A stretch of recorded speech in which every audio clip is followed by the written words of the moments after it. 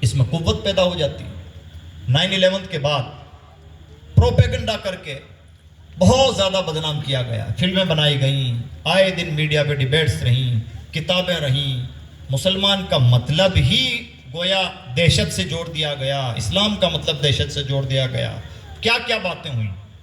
اللہ نے عجب بنایا ہے مذہب اسلام کو۔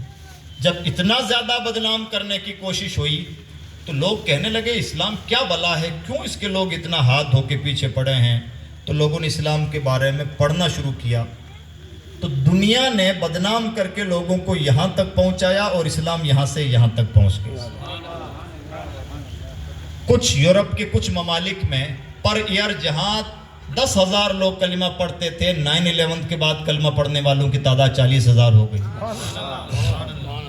اور آج جب ہمیں لگتا ہے کہ ہر طرف اسلام دشمنی ہے، اس زمانے میں بھی اسلاموفوبیا کے عہد میں بھی اسلام کی رفتار متاثر نہیں ہوئی ہے، بلکہ جب سے غزہ کا وار شروع ہوا اسلام قبول کرنے والوں کی تعداد اور بڑھ گئی۔ وجہ معلوم ہے؟ وجہ یہ ہے، ایک خاتون جس کے شوہر کو شہید کر دیا گیا، اس کے بیٹوں کو شہید کر دیا گیا، اس کا گھر بلڈوز کر دیا گیا، کچھ نہیں ہے، غزہ کی مظلوم عورت، اس سے آن کیمرہ ویسٹرن میڈیا سوال کرتا ہے کہ بہن تم کیسے سروائیو کرو گے زندگی میں، تم نے آگے کے لیے کیا پلاننگ کی ہے، تمہارا تو کچھ بھی نظر نہیں آتا، تمہارے شوہر گئے، اولاد گئی، مکان گیا۔ اس عورت کا جواب ہوتا ہے حسبنا اللہ و نعم الوکیل نعم المولا و نعم النصیر۔ پوری دنیا تو بھکت نہیں ہے نا، سمجھدار دنیا سمجھتی ہے، چیزوں کو پرکھتی ہے اور پرکھ کر یہ دیکھتی ہے کہ کون سی ایسی طاقت ہے جو اس عورت جس کو بالکل ٹوٹ بکھر جانا چاہیے، رونے دھونے کے علاوہ اس کا کوئی کام ہی نہیں ہونا چاہیے، اس عورت کو کون ایسا موٹیویشن دے رہا ہے کہ وہ حسبنا اللہ پڑھ رہی ہو۔ ان بچوں کو، ان عورتوں کو، ان مظلومین کو دیکھ کر کے اسلام قبول کرنے والوں کی تعداد بڑھی ہے۔ یہ ہے دین اسلام، الاسلام یعلو ولا یعلا۔ اسلام کا نیچر ہی ایسا ہے کہ سربلند رہتا ہے، پست ہونے کے لیے ہے ہی نہیں۔ اس کا سورج کبھی غروب ہوتا ہی نہیں، یہاں غروب ہوتا لگتا ہے تو وہاں طلوع ہو چکا ہوگا، اور وہاں غروب ہوتا ہوا احساس ہوتا ہوگا تو یہاں طلوع ہو چکا ہوگا۔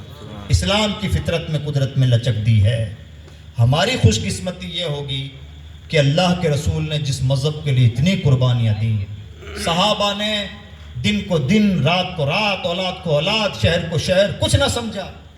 چھوٹی بات ہے صحابہ نے مکہ چھوڑا اپنا، ایک صحابی کی بات ہے، چلیے حضور نے چھوڑ دیا تو صحابہ رہ جاتے اپنے شہر میں۔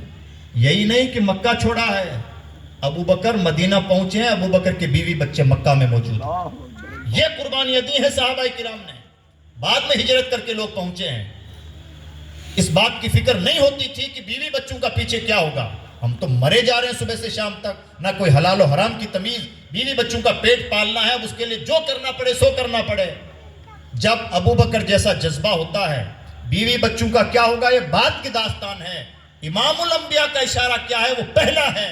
جب یہ قربانیاں دی گئی ہیں تب جا کے آج یہ سروں پہ ٹوپیاں، یہ امامیں، یہ لباس، یہ کلمات تسبیح نظر آ رہے ہیں۔ جناب بڑی قربانیاں دی گئی ہیں، مسلسل قربانیاں دی گئی ہیں، تب جا کے ہم تک پہنچا ہے۔ اب ہم کیا کر رہے ہیں؟ اب آخر میں کچھ اپنا ہوم ورک سن لیں۔ ہم نے بڑی ناقدری کی ہے، نہ اسلام کو سلیقے سے سمجھا، نہ